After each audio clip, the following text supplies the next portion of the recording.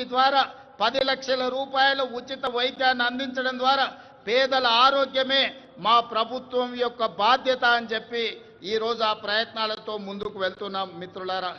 అదేవిధంగా మిత్రులారా, రిజర్వేషన్లకు సంబంధించి బలహీన వర్గాల వారికి అండగా నిలవాలన్నదే మా ప్రజా ప్రభుత్వం యొక్క ఆలోచన. అందుకే ఈరోజు 1931లో దాదాపుగా 100 సంవత్సరాల క్రితం కులగణన జరిగింది దేశంలో జనగణనతో పాటు. మళ్ళీ 2024-25లో ప్రజా ప్రభుత్వం 100 సంవత్సరాల తర్వాత ఈ దేశంలోనే మొట్టమొదటి రాష్ట్రంగా జనగణనతో పాటు కులగణన లెక్కలు తీసి ఈనాడు 100 సంవత్సరాల సుదీర్ఘమైన సమస్యకు ఈరోజు శాశ్వత పరిష్కారం చూపించింది. ఈరోజు ఈ లెక్కలు తీయడం ద్వారా వాస్తవంగా ఉన్న 56.36% ఉన్న బలహీన వర్గాల లెక్కలు తీసి వాళ్లకు 42% రిజర్వేషన్లు, విద్య, ఉద్యోగ, రాజకీయ అవకాశాలు కల్పించాలని ఈనాడు తెలంగాణ ప్రభుత్వం ఈ చర్యలతో ముందుకు వెళుతుంది. ఈరోజు తెలంగాణ రాష్ట్ర ప్రభుత్వం తీసుకున్న ఈ విప్లవాత్మకమైన నిర్ణయం వల్ల కేంద్ర ప్రభుత్వం కూడా రాబోయే జనగణనలో కులగణన చేపట్టాలని నిర్ణయం తీసుకున్నది. తెలంగాణ రాష్ట్రం దేశానికి ఆదర్శంగా నిలబడి కులగణన చేసిందని చెప్పడానికి నేను చాలా సంతోషిస్తున్నాను.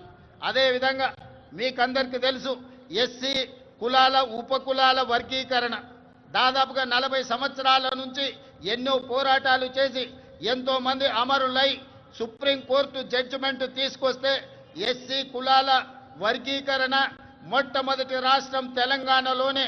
మా ఎస్సీలకు ఉన్న 15% రిజర్వేషన్ని గ్రూప్ 1కు 1%, గ్రూప్ 2కి 5%, గ్రూప్ 3కి 9% ఇవ్వడం ద్వారా ఎస్సీ కులాల వర్గీకరణ చేసి దేశంలోనే మొదటి రాష్ట్రంగా వర్గీకరణ చేసిన రాష్ట్రంగా మనం ముందు బాగాన నిలబడ్డాం.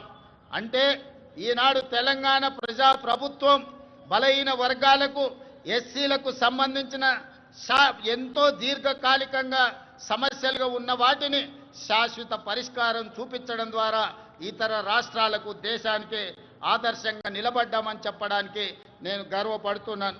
మిత్రులారా, అదేవిధంగా సంక్షేమ పథకాలను పటిష్టంగా అమలు చేసి పేదలకు ప్రజా ప్రభుత్వం అండగా నిలుస్తుంది.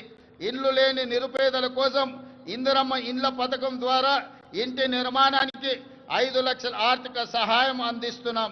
ఈ పథకం ద్వారా 4,50,000 ఇళ్లను ఈ సంవత్సరం పేదలకు అందించడం ద్వారా 22,500 కోట్ల రూపాయలు ఖర్చు పెట్టి పేదలను ఇంటి వాళ్ళను చేయడం ద్వారా ఆత్మగౌరవంతో బ్రతికే విధంగా ఈనాడు పేదలను ఆదుకోవడానికి మన ప్రభుత్వం ఇందిరమ్మ ఇండ్ల సంక్షేమ పథకాన్ని ముందుకు తీసుకువెళ్తున్నదని చెప్పి మీ అందరికీ చెప్పడానికి నేను సంతోషిస్తున్నాను. అదేవిధంగా ఇప్పటి వరకు 5,364 ఇందిరమ్మ లబ్ధిదారులకు 53,64,00,000 రూపాయలు నేరుగా లబ్ధిదారుల ఖాతాలోనే వేయడం జరిగింది. అదేవిధంగా మిత్రులారా, పేదల ఆకలి తీర్చడమే కాదు, వారి ఆత్మగౌరవంతో జీవించేలా సన్న బియ్యం పథకాన్ని ప్రారంభించాం.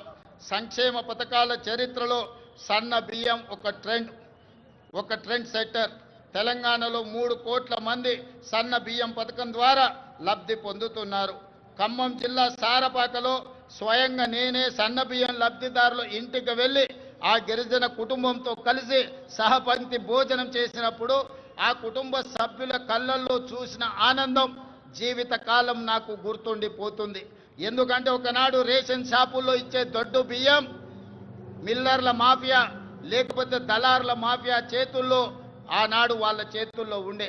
ఈనాడు సన్న బియ్యం ఇవ్వడం ద్వారా 3,10,00,000 మంది తెలంగాణ ప్రజలకు ప్రయోజనం చేరడమే కాకుండా ప్రతి ఒక్కరు ఆ సన్న బియ్యం తెచ్చుకొని ఈ రోజు వండుకొని తింటున్నారు.